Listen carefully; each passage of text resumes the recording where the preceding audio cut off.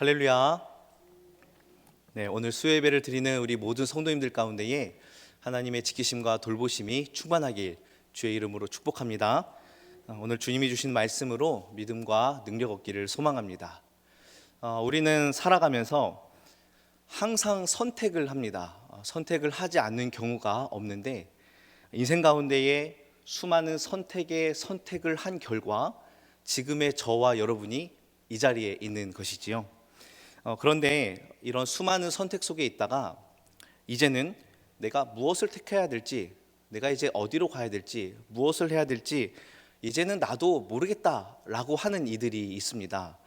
심지어 저녁 식사 메뉴조차 내가 선택하지 못해서 굉장히 그 선택에 어려움을 겪는 사람들을 위해서 이런 팽이가 나온 적이 있는데요. 사진을 한번 보시면 yes or no 그리고 now or later.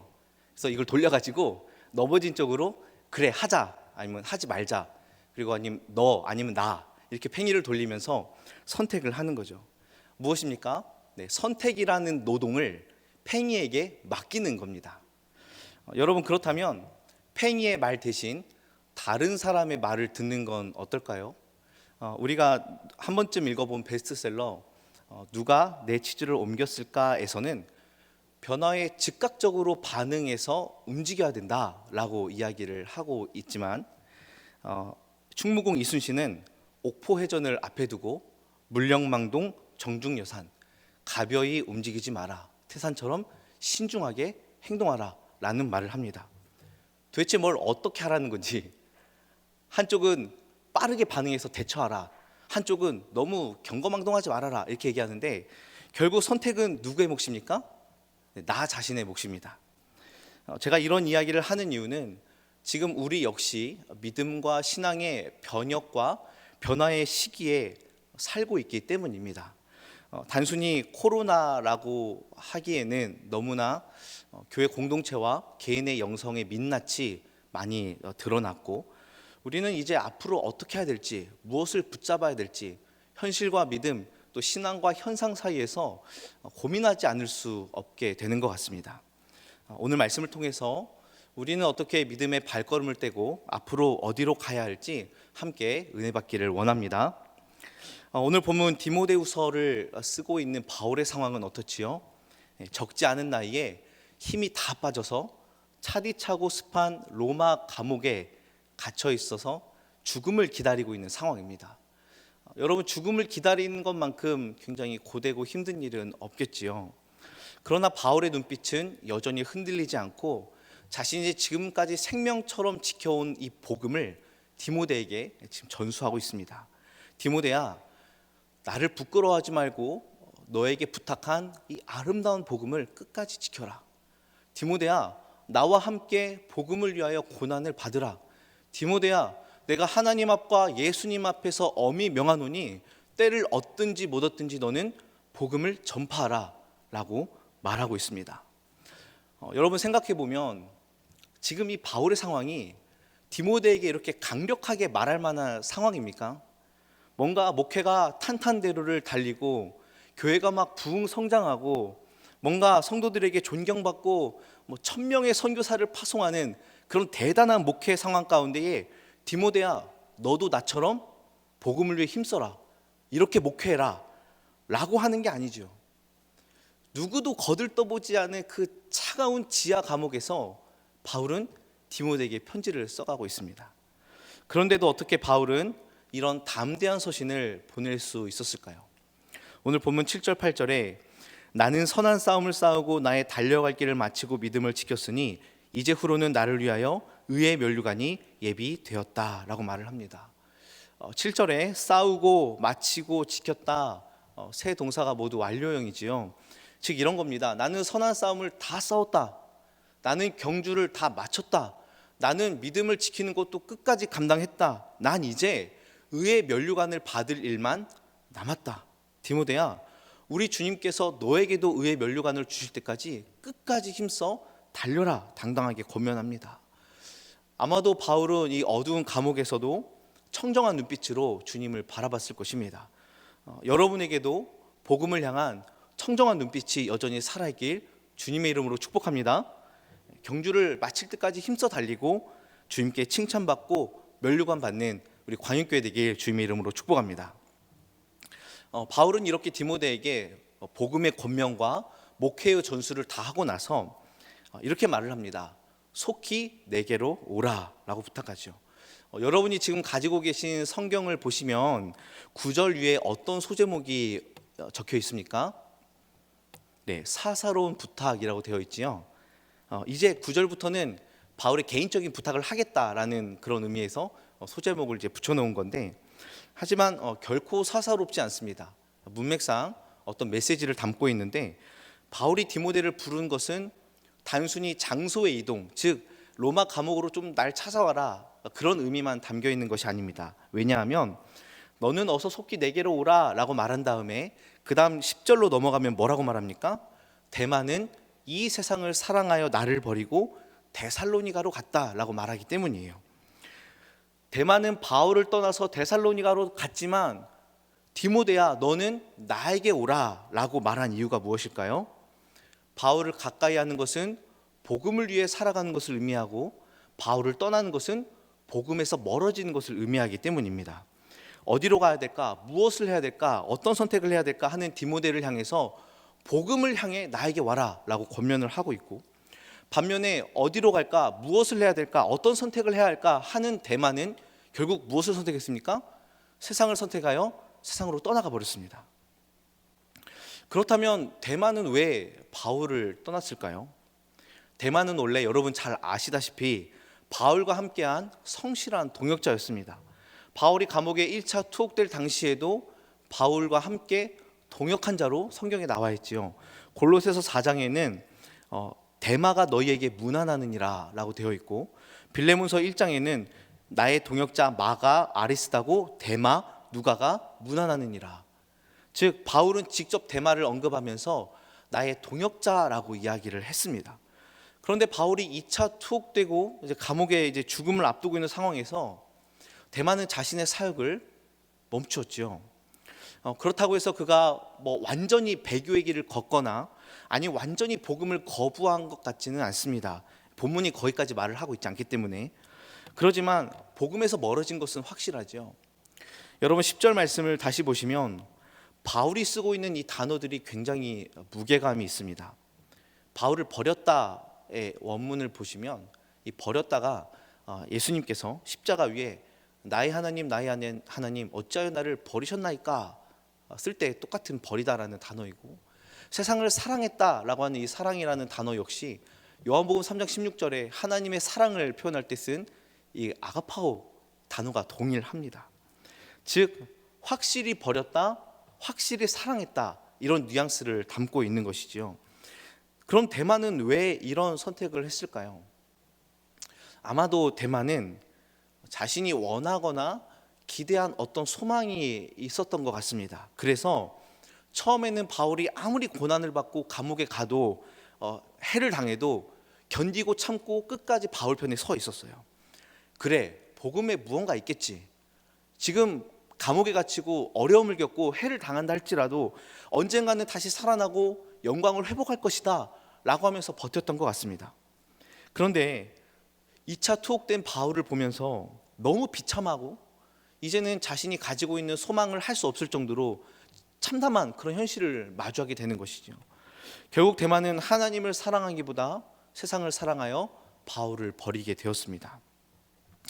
여러분 이런 일은 비단 바울이 살고 있는 시대에 초대교회에만 일어난 일이 아니라 지금까지도 비일비재하게 우리에게 일어나고 있음을 여러분 잘 알고 있을 것입니다. 열심히 하셨던 어떤 집사님이 갑자기 교회를 안 나오신다거나 아니면 다른 교회를 옮기는 일들도 굉장히 많이 있는 일이죠. 분명 신앙을 버리진 않았는데 교회를 안 나와요. 전화를 해보면 목사님 잠시 쉬고 회복하면 복귀할게요 라고 이야기를 하는 겁니다. 아니 신앙은 생명과 같은 건데 잠시 쉬고 나온다라는 그 개념이 도대체 한국교회에 언제 생겨났는지를 모르겠어요. 여러분 불편하다고 해서 숨을 잠깐 멈췄다가 쉽니까? 그러지 않지요. 숨을 계속 쉬는 겁니다. 왜? 생명이기 때문에. 그런데 어느 순간 내가 잠시 믿음을 그쳤다가 내가 잠시 신앙을 멈췄다가 뭔가 일이 잘 끝내고 뭔가 일이 잘 해결되면 그때 다시 신앙생활 하겠다라는 분들이 생겨나는 거예요. 그래서 얼떨떨한 교육자는 그러십니까? 빨리 교회 왔으면 좋겠습니다 라고 대답할 수밖에 없죠. 그리고 또 어떤 분은 세상이 정말 너무 좋아서 진짜 교회를 떠나기도 합니다. 이러한 사람들이 많아지니까 한국교회가 무엇을 시도했지요? 장결자 VIP 초청잔치를 시도합니다. 이른 양 찾기 축제를 합니다. 다 해보셨죠? 다 권면해보셨죠? 그리고 정말 돌아오는 사람들이 있어요. 진짜 말씀을 듣고 복음을 듣고 회복하고 다시 교회로 오는 사람들이 있습니다. 그러니까 저희가 끊임없이 그런 걸 하지 않습니까? 오늘 본문에도 그런 사람이 한 명 등장합니다. 바로 11절 말씀에 바울이 마가를 데려오라고 합니다. 사도행전 13장을 보면 1차 전도여행 때 마가가 바울을 떠나고 복음 사역에서 이탈하게 되죠. 그래서 바울과 바나바가 굉장히 심히 다투고 전도여행을 따로 가게 되는 장면이 13장에 나옵니다. 그런데 그런 그가 다시 돌아왔어요. 그래서 11절을 이어서 보시면 마가는 나의 일에 유익하니라, 즉 복음 사역에 유익한 마가가 되었습니다. 복음을 떠나 세상으로 갔던 마가가 돌아와서 복음 사역에 유익한 자가 됐으니 여러분 얼마나 모범이 되고 얼마나 좋습니까? 이런 것들을 보면서 저와 여러분 많은 성도들이 전파했습니다. 뭐라고 전파했습니까, 여러분? 교회로 돌아오십시오. 교회로 오십시오. 교회로 돌아오면 회복합니다. 잃은 양들이요, 장결자들이요, 교회로 와서 상한 것이 회복되고 다시 생명이 소생되고 다시 놀라운 일들이 벌어지니 다시 교회로 오십시오라고 우리는 권면하고 전도했습니다. 그런데 여러분, 시대가 조금씩 바뀌고 있습니다. 이제는 교회로 돌아오십시오라는 말 대신에 교회를 떠나십시오라는 목소리가 조금씩 들리는 것을 여러분 느낀 적이 있으십니까? 예전에는 교회를 떠난 사람이 문제라고 했는데 이제는 교회가 문제라고 비꼽고 꼬집는 것이죠. 미국의 한 목사님은 이렇게 설교했습니다. 도망치십시오. 번영과 부와 성공에 집착하는 교회로부터 떠나십시오. 도망치십시오. 예수의 이름을 자기의 이익을 위해서 쓰는 그런 자들로부터 도망가십시오. 그리스도가 아니라 사람의 영광을 추구하는 교회로부터 떠나십시오. 마케팅에 물든 부족한 기독교라는 책에서는 이렇게 말합니다.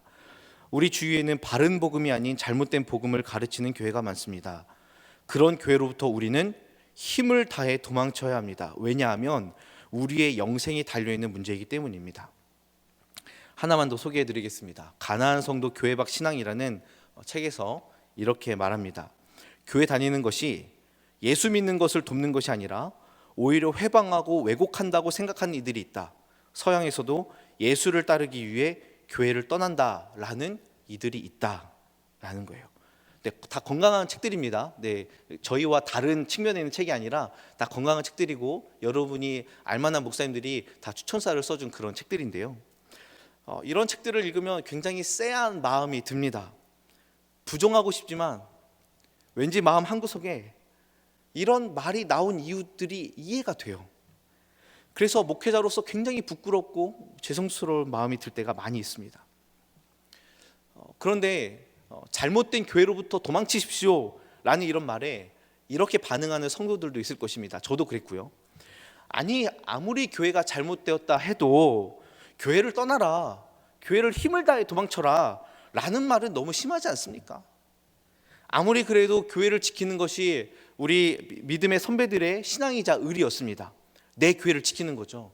교회를 떠날 수는 없지요.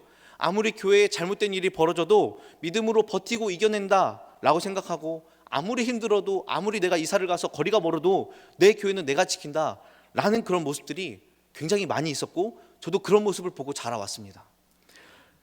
그런데 이제는 그렇지가 않아요. 얼마든지 교회를 떠날 수 있는 모습이 현실이 되고 있습니다.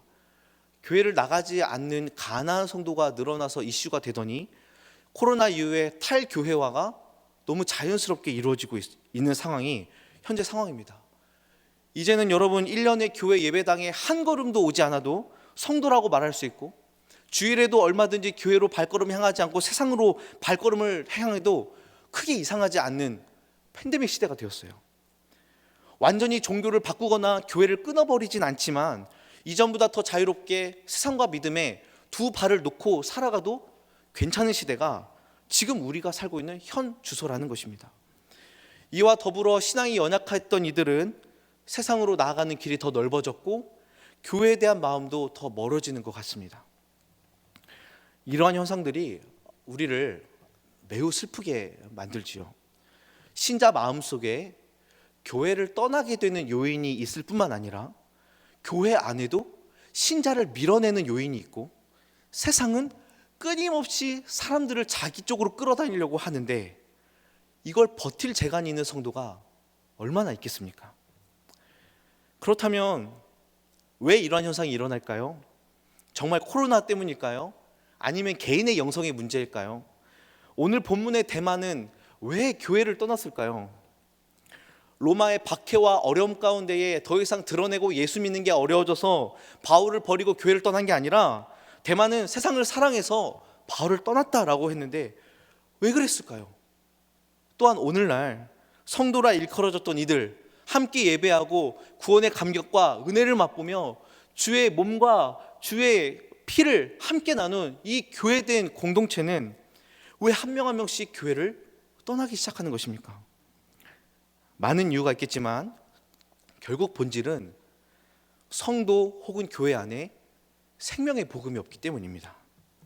사람의 심령에 생명의 복음이 없거나 교회라고 불리우는 공동체에 생명의 복음이 없으면 당연히 떠나게 되는 것이지요.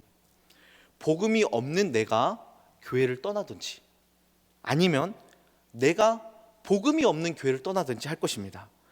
그러나 만약 이도 저도 아니게 된다면 죽었지만 살아있는 성도의 행색을 할 가능성도 많이 있죠. 사랑하는 성도 여러분, 결국 우리에게는 예수 그리스도 십자가의 복음이 필요한 줄로 믿습니다. 나의 필요를 채워줄 교회가 필요한 게 아니라 나에게 무언가를 맞춰줄, 나의 만족감을 맞춰줄 교회와 매력적인 성도들이 필요한 게 아니라 우리에게는 그리스도의 복음이 필요한 거예요. 내 필요, 내 중심, 내 삶이 아니라 복음이 중심이 되어야 될 줄로 믿습니다. 정말 생명의 복음이 우리 성도들의 가슴에 깊이 뿌리 깊이 내려 있어야 끝까지 복음을 붙잡고 끝까지 나아가는 것이죠. 마가와 같이 다시 돌아와서 믿음의 불꽃을 일으키는 것입니다.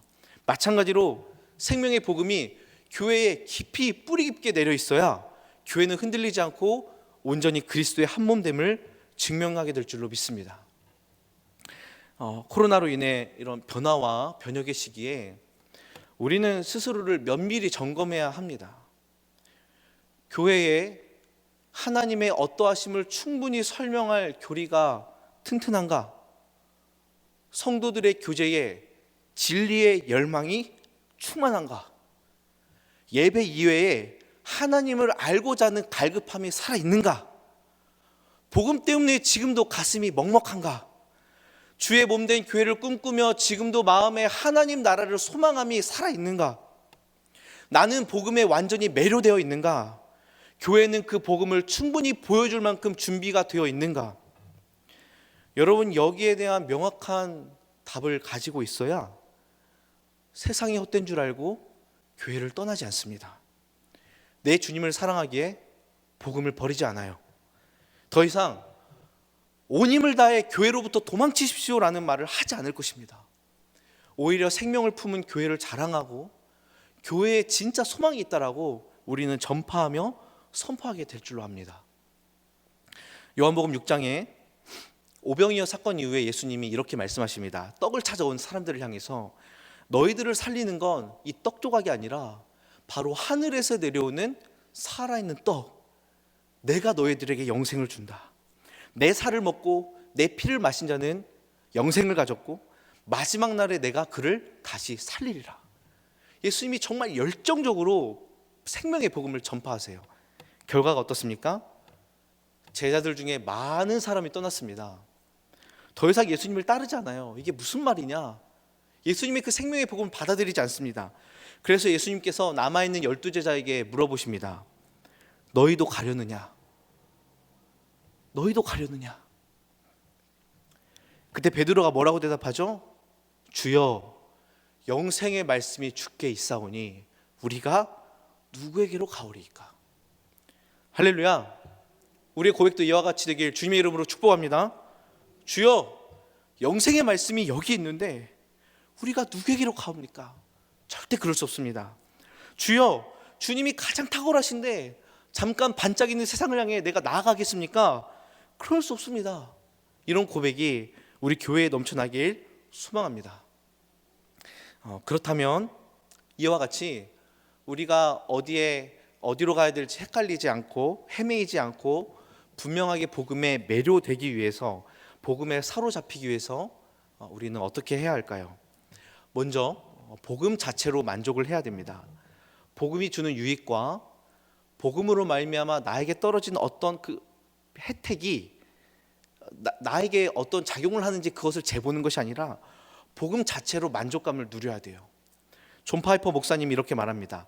하나님을 만족한다는 것은 그분의 인격 안에서 기뻐한다는 뜻입니다. 물질이나 생각이나 행위가 아니라 그분의 인격 말입니다. 그 자체로 기뻐한다는 것이죠. 조나단 에드워즈 목사님이 이렇게 말합니다. 참으로 아름다운 본질은 존재에서 발생하는 어떤 때문이 아니라 존재 자체에 있다. 우리는 하나님 존재 그 자체로 충분히 사랑할 수밖에 없다라고 말을 해요. 우리는 복음이 주는 유익을 쫓는 자들이 아니라 생명 그 자체이신 그리스도를 쫓는 자인 줄로 믿습니다. 하나님이라는 최고의 존재 그 자체가 압도적이고 복음 그 자체가 진리이기 때문에 세상을 따를 수가 없는 것이죠. 그래서 우리는 복음의 순수성을 지키고 또한 복음 자체에 집중해야 됩니다.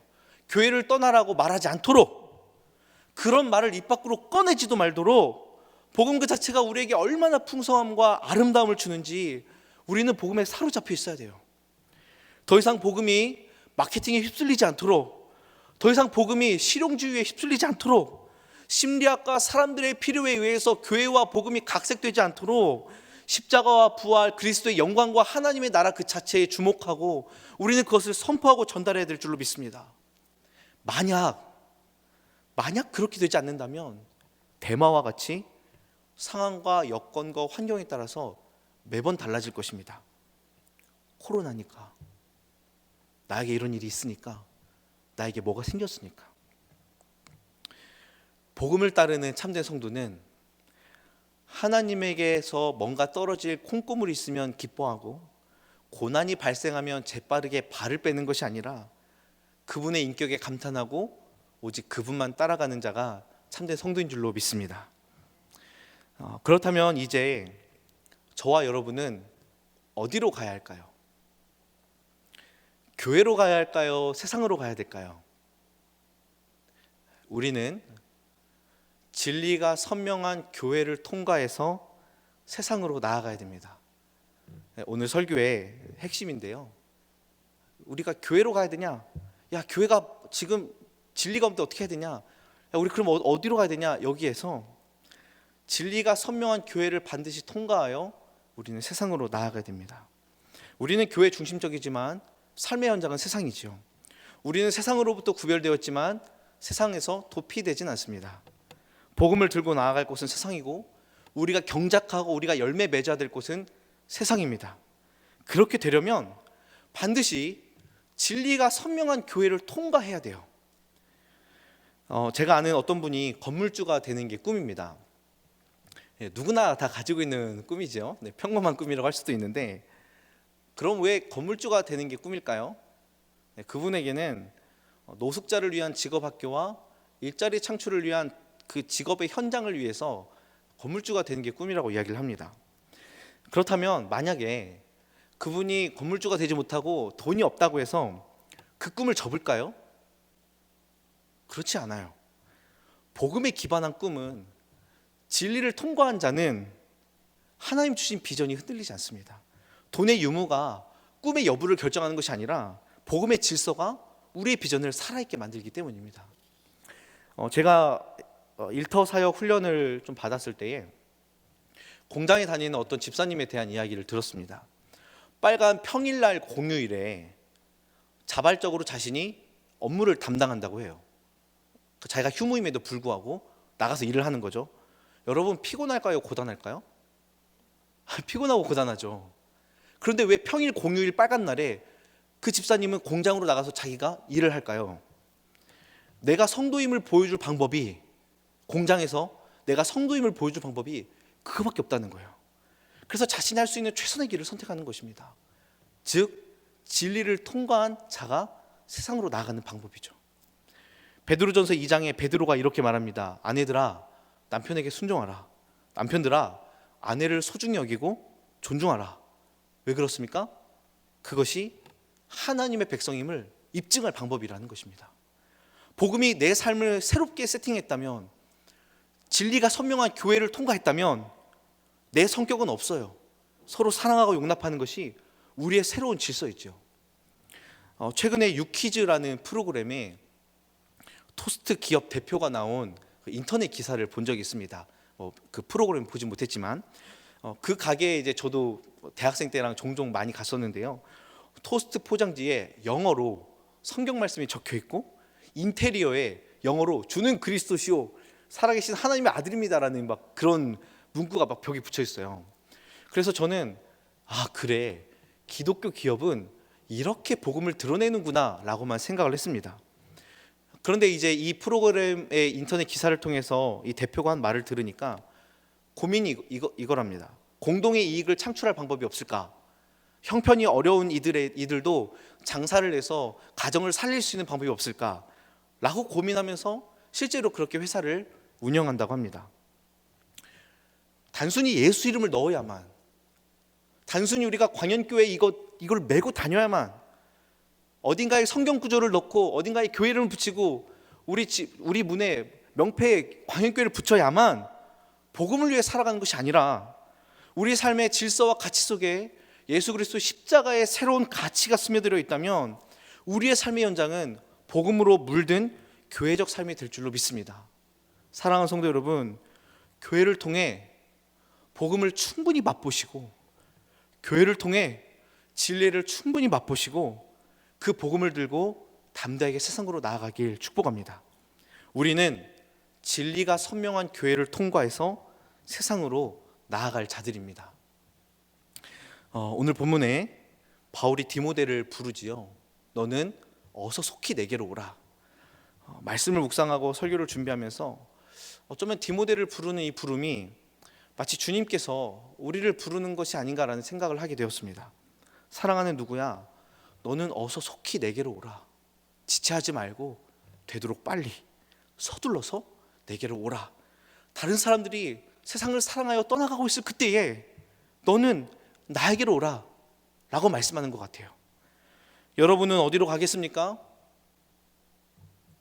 선한 싸움이 기다리고 있습니다. 아직 우리의 경주가 남아있어요. 여전히 믿음을 지킬 일들이 많이 남아있습니다. 그 길을 함께 걷기를 원합니다. 피하지 않고 언젠가 가야지 미루지 않고 지금 시작하길 원합니다. 그리고 우리의 경주를 다 마치고 우리를 위한 의의 면류관이 예배되었을 때에 같이 기쁨으로 그 은혜를 나누기를 소망합니다. 우리가 정말로 주의 일을, 그리고 또 이 교회를, 또 진리를, 복음을 위해 충성되게 살다가 주님 뵙는 그날에 아름다운 하나님 나라의 목적지에서 영광의 은혜를 함께 나누길 주님의 이름으로 축복합니다. 말씀을 맺겠습니다. 말씀을 준비하면서 충격적인 제목의 책 한 권을 만났습니다. 닭장 교회로부터 도망가라라는 책이었어요. 닭장 교회로부터 도망가라. 전 지금까지 교회가 바뀌어야 된다, 교회가 변혁되어야 된다, 교회가 개혁되어야 된다, 이런 자성을 촉구하는 글과 자성을 촉구하는 에세이들은 봤어도 적극적으로 교회로부터 도망치라라는 그 타이틀이 이 책 제목으로 이렇게 있는 거는 정말 처음이었어요. 물론 이 책에서 말하는 메시지는 공감할 만합니다. 하나님의 임재가 떠난 교회를 떠나라. 인간이 주도권을 잡고 주인 노릇하는 교회를 떠나라. 교인을 계란을 낳는 닭으로 여기는 양계장 같은 교회를 떠나라. 어느 정도 공감이 되죠. 그런데 제 안에 이런 질문이 생기는 겁니다. 아니, 교회에서는 세상으로 가지 말라고 하고 여기저기에서는 교회로부터 도망치라고 하면 도대체 이 시대에 성도들은 어디로 가야 되나? 오늘 본문에 나왔던 대만은 바울의 사랑스러운 동역자였지만 세상을 사랑해서 떠났습니다. 여러분, 만약에 데마에게 다시 돌아오라라고 권면을 하는데, 우리가 장결자 축제하듯이 이른 양 하듯이, 근데 만약에 여러분 갈 교회가 없다면 어떡하시겠습니까? 데마가 말하기를, 예를 든 겁니다. 데마가 말하기를, 제가 다시 돌아가고 싶은데요, 갈 교회가 없습니다. 이러면 어떡하죠? 어디로 가야 될까요? 팬데믹 시대에 우리가 갈 곳은 유튜브, 온라인, 사이버 세상밖에 없는 것입니까? 여러분, 그곳이 가장 안전하고 그곳이 가장 편안한 곳이기에 나의 교회를 유튜브 삼아 거기에서 머물러 있겠습니까? 데마와 같은 자들에게 교회를 소개해 주는 것이 아니라 유튜브를 소개해 주겠습니까? 주님은 복음의 진리를 통과한 성도들이 세상을 나아가길 촉구하고 계십니다. 믿음의 선한 싸움을 싸우길 촉구하고 계십니다. 생명력 있는 복음이 우리 안에, 또한 우리 교회 안에, 우리가 나아가는 세상에 가득히 있기를 소망합니다. 그래서 사랑하는 성도 여러분, 이를 위해서 지금은 기도해야 할 때입니다. 정말 기도해야 돼요. 교회와 성도가 복음으로 어려운 이 시기를 잘 헤쳐나갈 수 있도록 함께 기도해야 됩니다. 함께 복음을 위해 고난을 받고, 함께 경주하고, 함께 선한 싸움을 마칠 믿음의 동역자가, 교회적 존재가 우리에게 많아지기를 우리는 기도해야 됩니다. 여러분, 특별히 이번 주 금요일부터 시작되는 봄맞이 특별 금요 영성 집회에 많은 성도들이 참여해서 정말 가뭄에 단비가 내리듯이 우리의 심령이 살아나기를 원합니다. 물론 현장에 제한이 있겠지만 안전한 거리를 두고 모두 함께 은혜를 받기를 원합니다.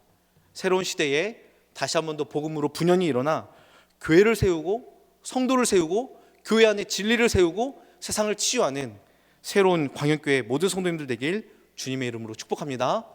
기도하겠습니다.